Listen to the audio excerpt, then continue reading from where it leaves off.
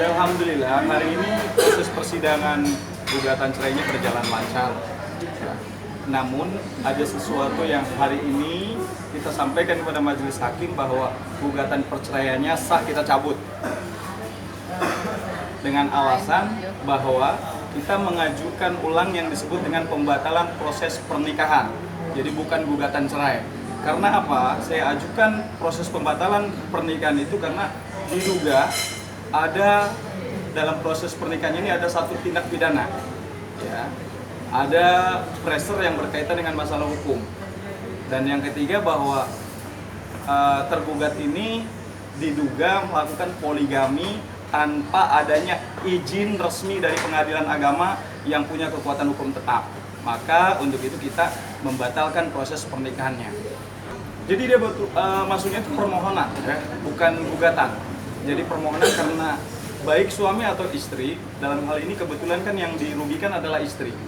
Jadi istri berhak mengajukan pembatalan proses pernikahan dengan alasan kompilasi hukum Islam mengatur di dalam pasal 71 dan pasal 72 yang mengatakan dalam pasal 71 poin A bahwa setiap suami atau istri berhak mengajukan proses pembatalan pernikahan jikalau si suami melakukan poligami tanpa izin dari pengadilan agama.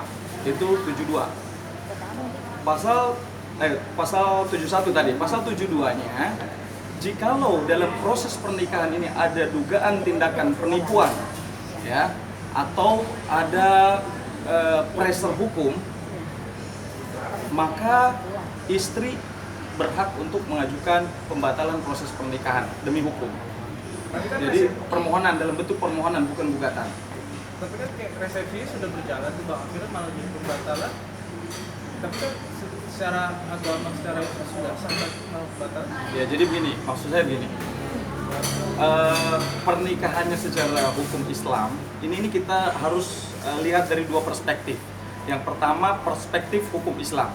Orang ketika menikah dengan ada kedua mempelai, dengan ada 2 saksi atau 3 saksi, dengan ada wali, maka pernikahan secara hukum Islam sah, ya. Karena yang dikatakan tidak sah itu la nikaha illa bil wali. Kalau pernikahan tidak ada wali, maka tidak sah pernikahannya. Ini perspektif hukum Islam. Tapi perspektifnya hukum positif, ya kan? Kita setiap warga negara siapapun berhak untuk mengajukan pembatalan pernikahan jika di dalam pernikahannya ada diduga tindak pidana penipuan, ya,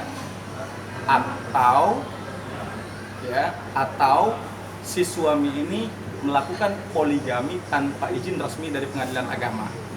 Silakan aja kalau perspektif hukum Islam, silakan aja beristri boleh lebih dari satu, 2, 3, dan 4. Tapi ada aturan mainnya. Undang-Undang 1874 sama kompilasi hukum Islam jelas mengatur.